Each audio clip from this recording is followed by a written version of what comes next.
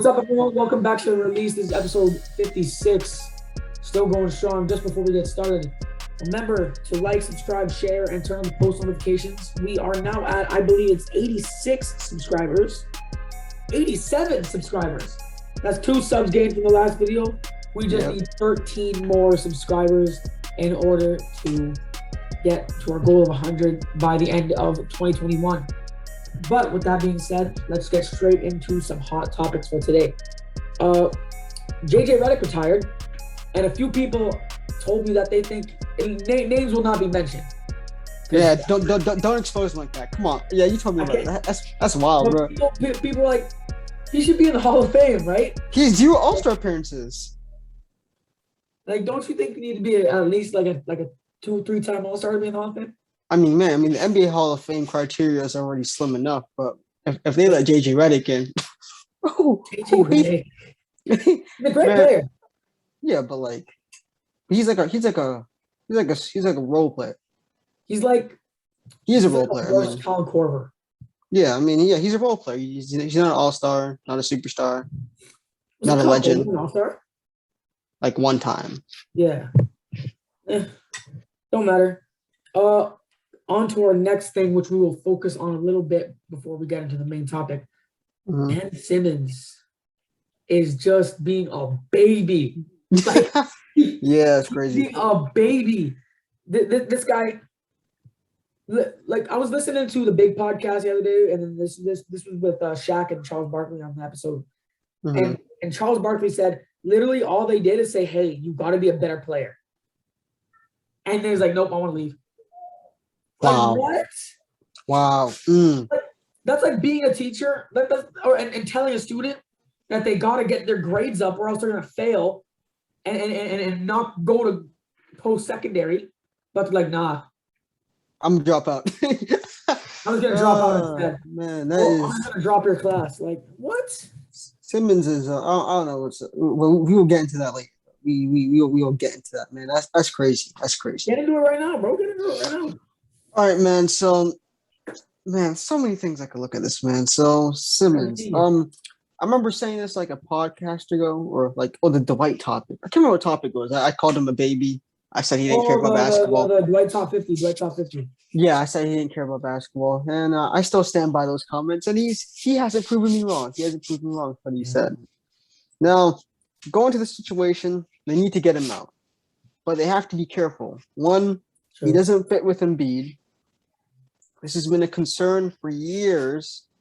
2 guys who need to be in the paint 24/7. This is not going to work out. So they should trade him. This guy needs shooters around him, bro. They should trade him for a person like D'Angelo Russell or Malcolm Brogdon. They're not better than Ben Simmons individually, but they will fit in better with the team.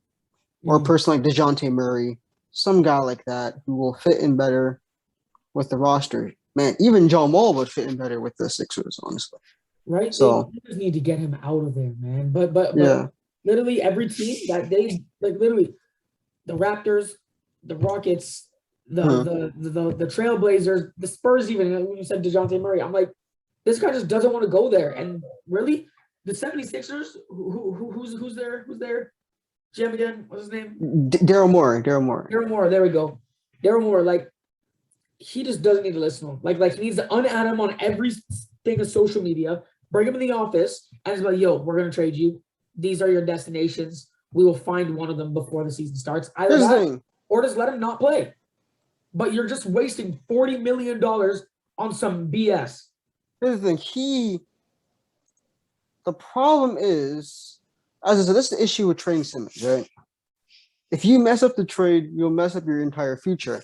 So what you can't do, you can't listen to these goofballs online. Oh, Ben Simmons is a bum, yada yada yada. You know those people, right? You're a bum. If you listen to those people and you trade him for a bag of peanuts, right? You will essentially not get anything in return, and you may get worse because they could trade away Simmons and they could actually get worse if you don't get a piece that fits in and that could do some of the stuff that Simmons does. So they have to be careful with the way they're trading him. 2, he has no authority to pick where he wants to go. He's not James Harden. He's not in the last year of his contract. He has no trade clause. So whether what he wants to do is absolutely irrelevant to the fact that they could trade him anywhere. I don't even know why they're listening to him. His feelings are damn near irrelevant, bro. Like, they don't care about what you want to do. You have no trade clause. You have no power. You're not going to be a free agent next year. You're not a top 10 player in the league, right? No, even top 15. You can even. No, I mean, I think he's like top 30. I would say. I mean, I'd give him top 30. Yeah, I mean, I had him like top 20 last year. After this year's playoffs, he had to be knocked out. Paul George is better than him. Oh yeah, Paul George. I mean, Paul George, Mitchell, Devin Donovan Booker. Mitchell. Yep. Zach LaVine. Zach LaVine. Karl Anthony Towns, Rudy Gobert. Kola Vucevic. I don't know about that. I think Vucevic is honestly overrated. He's a guy who's great for fantasy, but he's not like he's a great fantasy player. But like if we're talking about like him on the court, he can't play any defense whatsoever. I mean, he's just your simple 20 and 10 guy. That's all he does for you. As an all-star numbers though, at least he's getting 20 and 10. Ben Simmons is getting friggin' 2.2.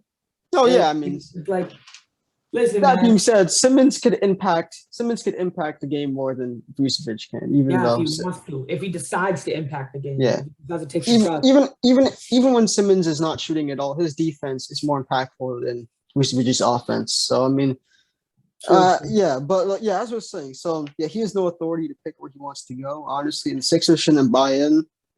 I would trade him. This is what I would do. I would play him, let his value go up, because as the season starts and if he plays well, people are going to forget about what happened in the playoffs. I mean, everybody knows recency bias is a hell of a thing.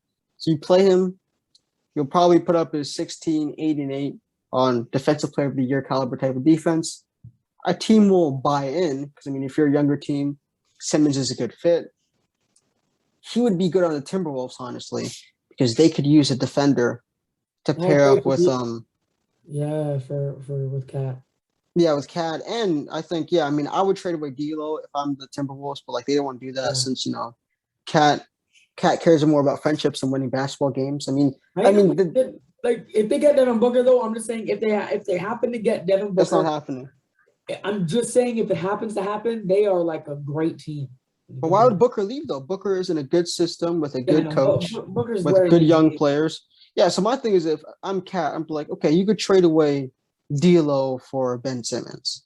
Mm-hmm. And if I'm the Sixers, I don't even think I would do that because D'Lo's so bad defensively that they would lose a lot. But like again, hey, you'd get better offensively. If you're the Timberwolves, they could actually make a playoff run. You include him, what's his name? Anthony Edwards, Cat, and Ben Simmons. Your defense would improve a lot. Your playmaking would get a lot better. I think that team could be a playoff team if they get Ben Simmons. It's a place for him to rehabilitate because, like, it's a place that's just I'm trying to think of any other trade options. People are saying Golden State. I don't agree with that. Him and Draymond don't fit well. Him and Draymond don't fit well together, anyways. So and Draymond is more of a leader, so I'm not going to trade away Draymond for. Draymond's the main playmaker, rebounder, and defender of that team, and that's literally the only thing that Ben Simmons does. And the fact when you say, and I could say that Draymond Green is better on offense than Ben Simmons, and that's just awesome. I would gladly say that. I would gladly say that because he's going to experience. He's a better shooter. He's a better shooter, but he's not a better offensive player. Come on now. He's not a better Again, he's not a better offensive player. He's not a better offensive player. But yeah. So the Warriors wouldn't be a good fit. I think Sacramento, that could be a decent fit, honestly. Oh yeah, De'Aaron Fox. If they give them Buddy Hield, and you give them another rookie, and they need to figure out that situation anyways. I think Ben Simmons on the Blazers, that would be a great fit. If you could trade away C.J. McCollum and Robert Covington, you get that defense that the Blazers really need. Though, because apparently Dame wants out. I'm gonna be honest. Dame's an idiot, so I'm sure he would stay there.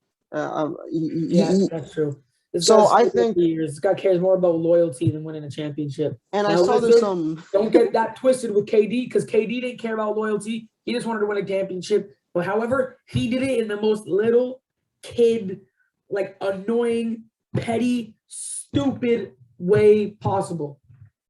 Okay, here's the difference though.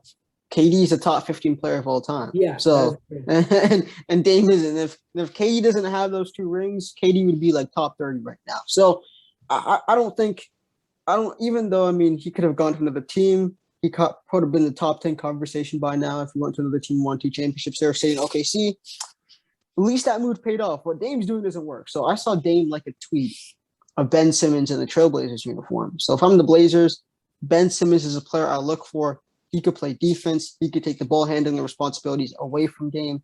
And Dame and CJ McCollum are not a winning duo. CJ McCollum and Dame are like the worst defensive backcourt in the league. Yeah, they need one.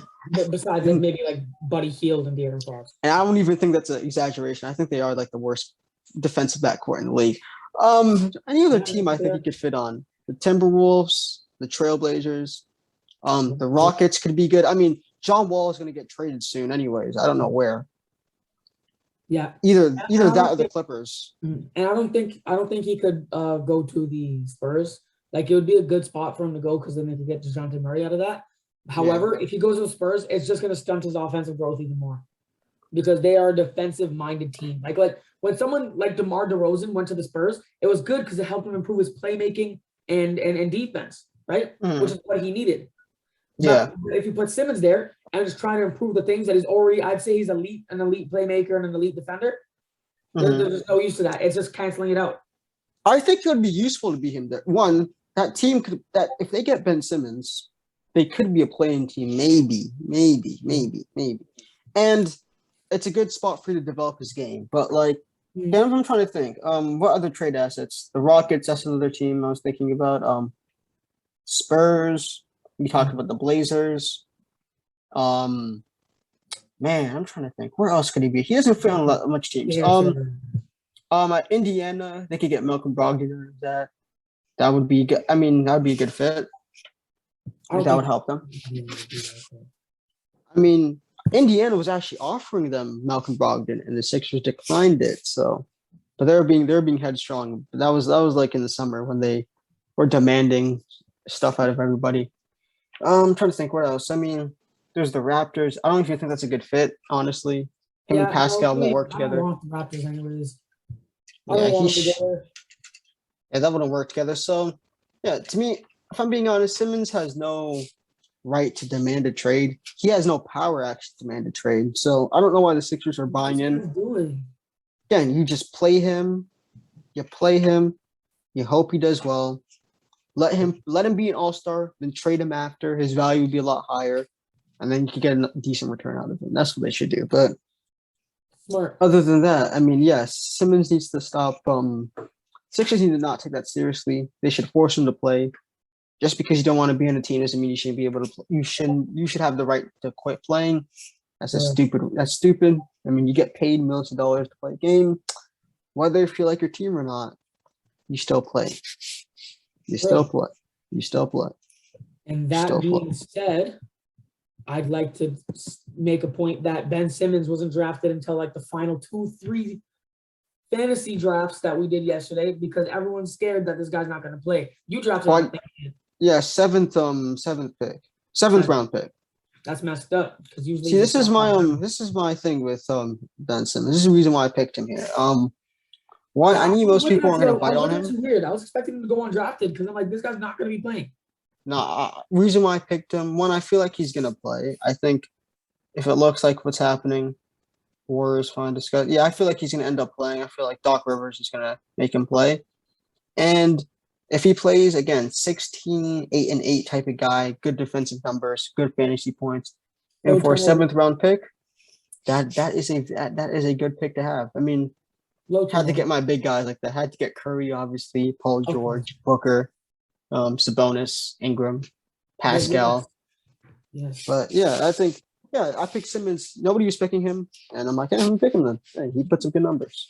But yeah, speaking of fantasy, that is our main topic today. So first off, before we get started with that, I want to shout out Ruth for recommending this topic to me a while back during the last fantasy season. We didn't do it.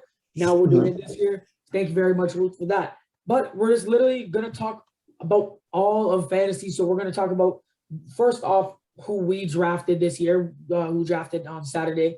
And then we're also going to talk about some underrated picks, the best picks, draft spots, and like kind of what to expect, and then possible flops and surprising players. So first off, let's just discuss our teams. I feel like my team is sick. So I'm gonna go say that first. Okay, I drafted well this year, instead of just drafting like, oh yeah, players I think are the best. Like there's more to fantasy than just thinking the player's the best. Like you got to draft a guy that's going to get fantasy points. Like it's about more about statistical output more than their on-court play. That's what fantasy is about. Yeah. So that being said, I got guys like Kyle Lowry, Andrew Wiggins, Marcus Smart, Kevin Durant, Chris Middleton, OG Anunoby, Rudy Gobert, Steven Adams, DeMar DeRozan, Darius Garland, Zach LaVine, Cade Cunningham, and Keldon Johnson. I'm contemplating dropping Darius Garland purely because I don't think he's going to do what he did last season. As a possible like flop. What about you? Who'd you draft? All right, so my draft was I have Curry, Devin Booker, De'Aaron Fox, Paul George, Domantas Sabonis, Brandon Ingram, Evan Mobley, Pascal Siakam, Ben Simmons, and D'Angelo Russell. And I also have Andre Drummond, Gary Trent Jr., and Jalen Green. What the hell? Yes, sir. Yo, all these guys just straight fell. Yo, what? Yeah. Oh, no. Yeah, I'm surprised y'all weren't picking some of them. So I was hoping Pascal was gonna fall because I was gonna get him, but then he was also injured, so I was just like, forget it. Yeah, so for me, obviously, Curry's a no-brainer. I think Curry's gonna win MVP this year, so that's why I picked him. Unless he gets Paul George, I think he's gonna be an MVP candidate with at least no Kawhi, at least for half of the season. Paul George, an MVP candidate? Yes, sir. I think he's going to put up OKC-type numbers offensively with no Kawhi for at least half of the season. And knowing Kawhi may not even play the entire year. So whoever picked him, you might have to be concerned because... Yeah, that's why I was iffy on KD, man. I was going to pick someone different, but like... KD will at least play for like at least most of the season. And especially that last year, this was his first year back. So, of course, he's going to load manage. But he'd probably ease back into playing most games. Domantas Sabonis, 20 and 10 guy. He's always going to put up great fantasy numbers, as he always does. Brandon Ingram, well-rounded player. Pascal, well-rounded player. Andre Drummond that I had. I think I got him with, what was it, like 9th pick or something like that? I think he's a sleeper. Oh, Andre fell. I think he's a sleeper. I'm going to tell you why. He's low due to the fact he's low due to the fact that he's on team with Joel Embiid. But we have to remember, Joel Embiid's going to miss around 25 games, at least off load management. So that's going to give Andre Drummond time to at least go in there, and he could get you 15 and 15. And even off the bench, Embiid usually only plays around 30, 35 minutes regular season. So that's going to give Drummond time to get some opportunities. So I think he's going to actually have a good season, at least fantasy-wise, for a low-level guy. So, and he's still 83% owned by most people who play fantasy. So that makes sense. And usually, Drummond is like a top 3 pick in he's top 3 rounds. Yeah, but it seems like he's a backup this year. He fell down, but I think he's going to be good, particularly in the games where Joel Embiid misses, which happens a lot. Joel Embiid's due to miss 20 to 25 games per season. Those games, he's going to really go off. And so the sleeper I have on this team. Man, I was a guy. Your guy, Gary Trent. Your guy, Gary Trent Jr. I think. Man, I wanted him so bad. Literally, you drafted him because you were 6th. You were 5th. I was 6th. And I was this close to drafting him. I was so close. I feel like he's going to get a lot of opportunities to shoot the ball with no Kyle Lowry.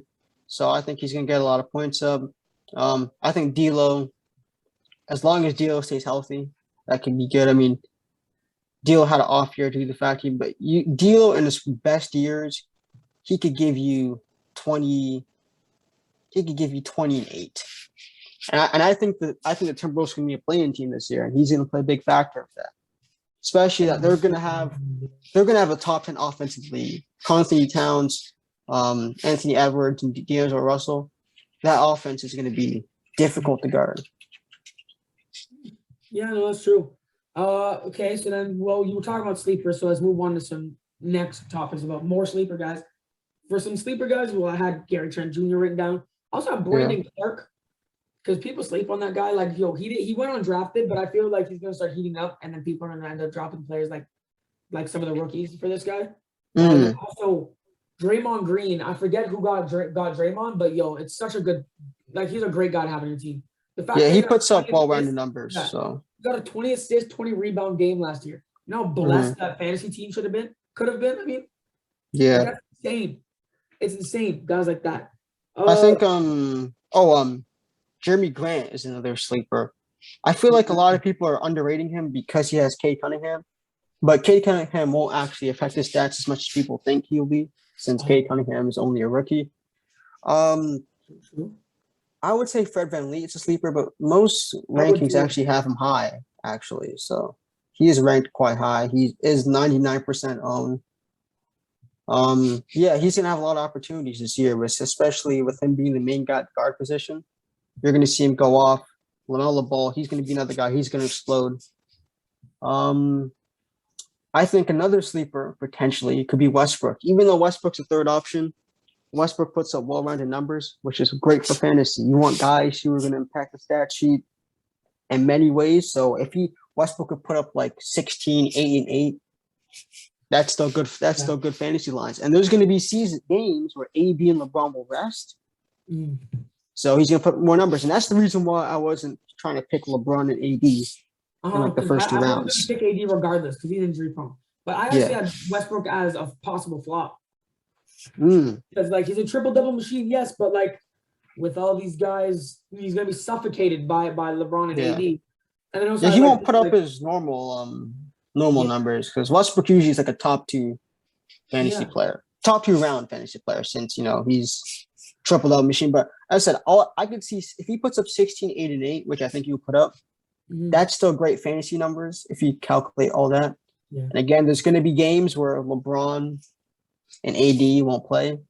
So there was a couple of guys like I feel like guys who are too injury prone who I'm not like trying to pick like that. Kyrie is a guy like that.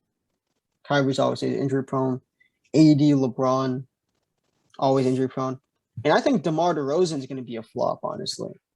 Really? Yeah, I think his stats are going to go way down. I mean, he's on a team with Zach LaVine and Vucevic.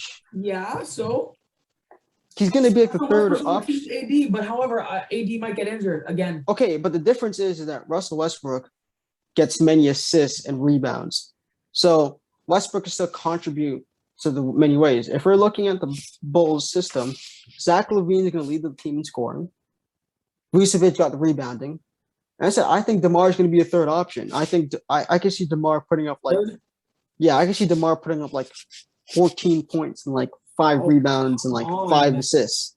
Like he's going to be relegated. It's DeMar DeRozan. He is a scorer. I wouldn't be surprised if he scored more than Zach LaVine. He won't because he won't be the first option. He'll be the number 2 option for sure. I don't doubt. I disagree. Look, LaVine was almost reaching 30 range last year. So okay, so who's going to be the number 2 option then? I think Vucevic is going to. Why would they make Vucevic a number 2 option? Because the pick and roll between him and Lonzo and the pick and roll between everybody else. So he's going to get easy points. Come on. I think his number is going to be low. And if you think about it, he was a first option in San Antonio. He was barely putting up only 22 points. And the Raptors, only in his final year, he became like an elite high-volume scorer where he was putting up like 27, 28. So I think he's going to be a guy who's going to fall down because there's a lot of scorers on the team, a lot of guys who do a lot of things on that team. I mean, is that team going to be a flop? Yeah, I mean, that team's overrated. They're barely a playoff team anyways. So, but, yeah, look, DeMar's not going to be that guy. I know David is mad, but DeMar worked well when he was a first or second option. He's going to be a third option. Now, he's not worse than Vucevic. There's a difference between leading your team in scoring, of course, and being a better player. DeMar is a better overall player than Vucevic is. But if we're talking about statistically, Vucevic and Zach LaVine will be very high up there. So even though on fantasy, it won't show DeMar's impact, DeMar will be a great player, just not fantasy-wise, though.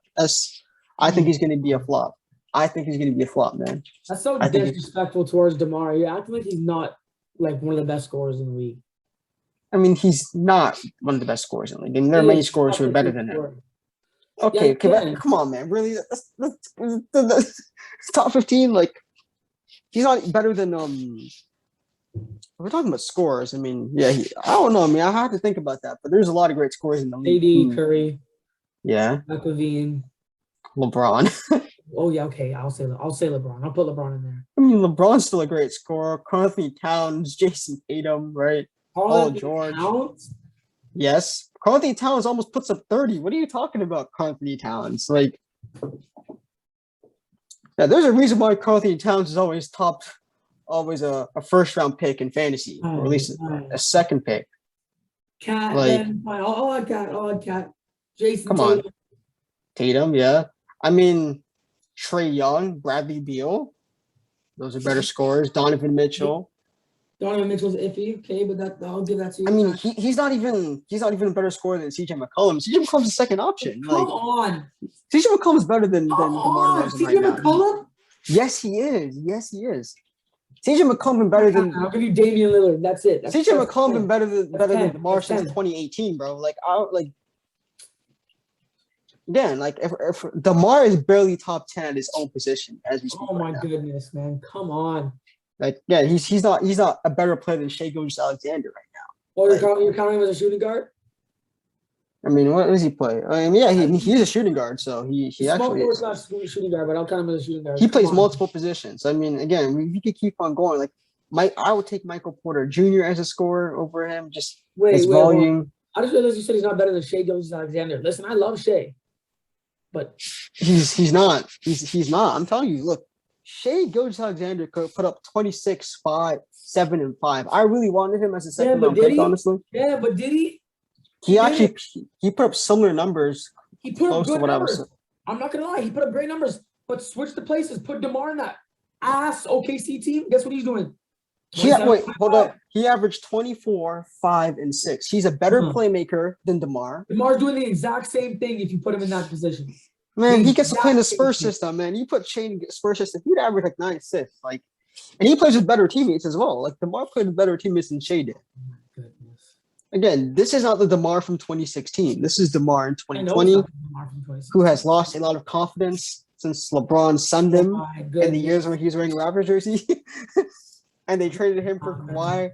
I mean, the Raptors did him dirty. But, DeMar is – if you're a top 50 player in the league, yeah, he's, probably the 50th best player in the league. But, he's a top 50 player, but, he's lower on the tier. Okay, not 50th. I don't know, the 38th or something like that. He's on the lower end of the list. He's not that guy anymore that he used to be. I mean, he wasn't even better than LaMarcus Aldridge, even the years when they were actually making the playoffs. And you're a Spurs fan, and you know deep down what I'm saying is true.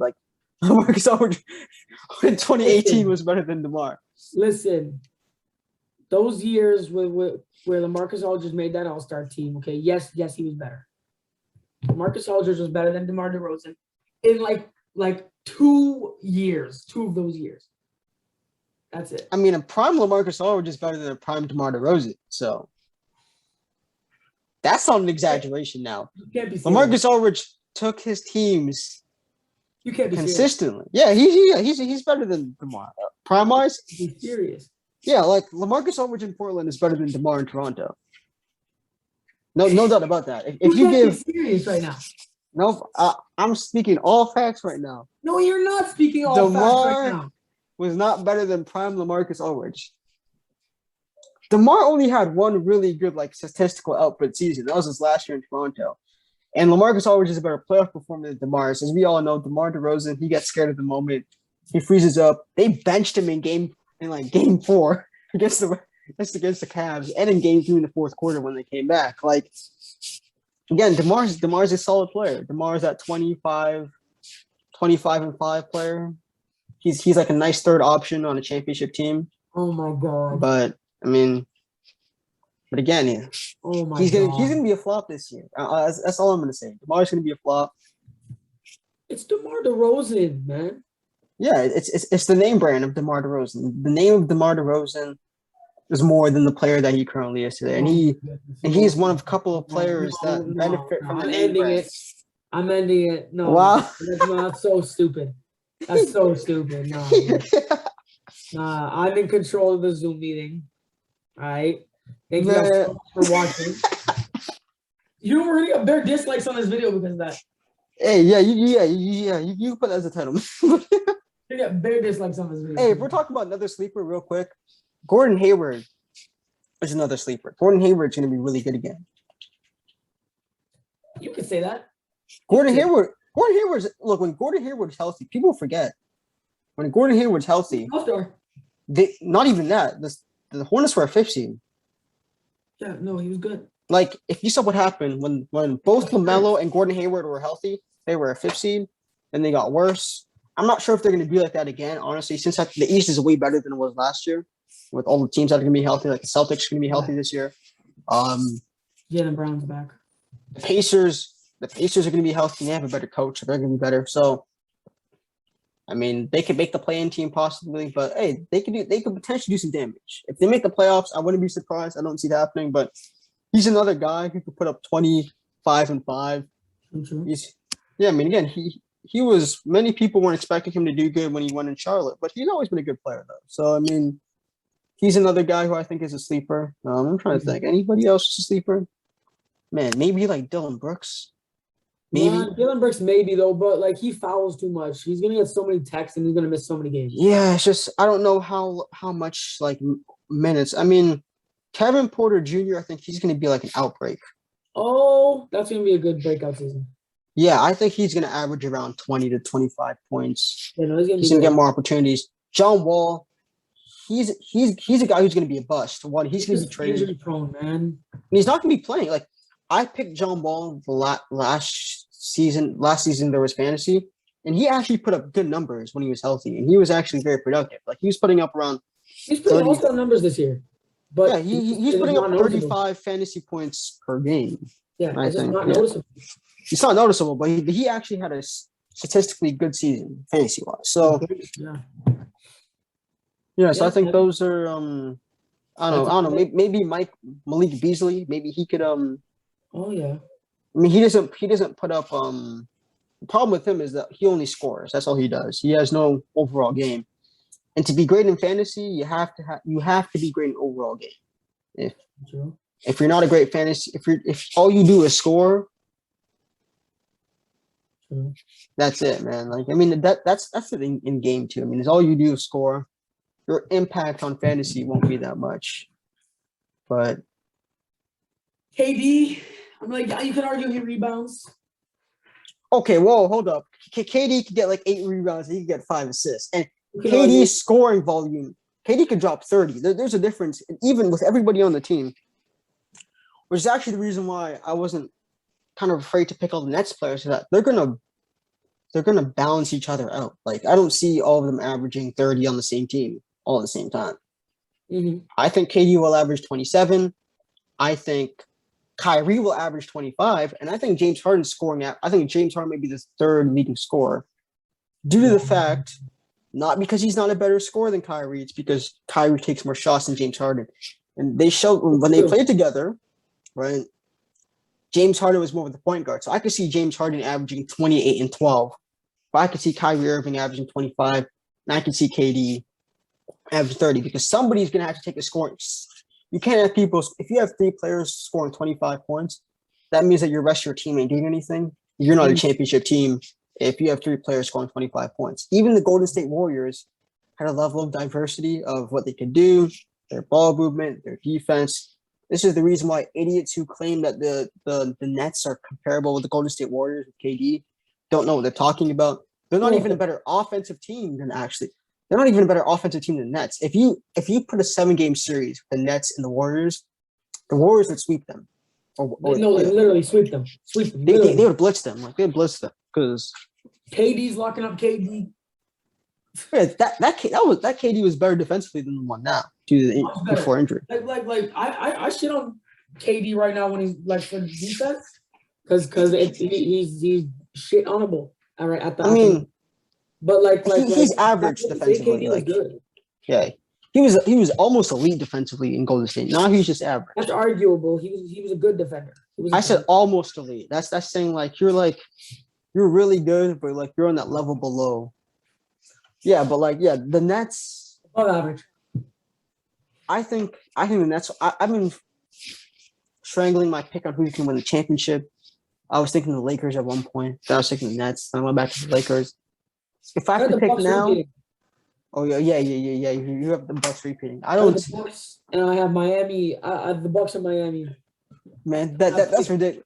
Miami's not Miami every single year. Miami's not better. Year. Miami's not better than the Nets. They may not even be better than the. Miami's not better than the Nets, but they're better defensively, and that's what you need to stop that team. And it's been proven. Again, the thing is this: you could play. You have to have good defense, but you have to be able to score at least 110. And the Heat can't do that. The Heat, again, the Heat getting Kyle Lowry doesn't solve their problems. It makes them better, but doesn't solve their problems. Their problem is that their best player can only put up 20 points per game. That's what their problem is. That's true. And their best player is very inconsistent. Their issue isn't, we needed Kyle Lowry. No, your issue is that your top guy could only put up 20 points. Which is really bad for Jimmy. I don't know what the heck happened to him. But here's the thing. Jimmy's always been like that. Like, Cats took the one playoff run that he had in the bubble. But if you've seen Jimmy Butler's career, Jimmy Butler puts up 26 and 6 on elite defense. That's what Jimmy Butler does. That's a great player, but that can't be your best player. Your best player has to have great statistical output, especially if you're versing the Nets or the Bucks with guys like Giannis and KD who could drop 30 consistently, who could again dominate. We saw KD average 35 points against the Bucks, and he made it look easy. That's Giannis too. Yeah, he made it look easy. And we saw in the last 2 games, he had a 48-point game, he had a 30 game, and he had a 50-point game. Like, again, when you're versing players like that in your conference, even Tatum, look, Tatum's better than anybody on the Heat right now as you're speaking. So the problem is they're a good team well-roundedly, but when your best player is a guy who's only putting up 20 points per game, you're going to lose, especially to those elite teams. True. Because, I mean, they have a great coach, they have a great system, they're great defensively, but your best player has to rival the other team's best players. That's how basketball works. Unless you're the 04 Pistons. Yeah, because 04 Pistons. That's stupid. Yeah, but again, that's like the best defensive team of all time. So that's why they're able to do that. But if you can't do that, man, they're going to be a good team.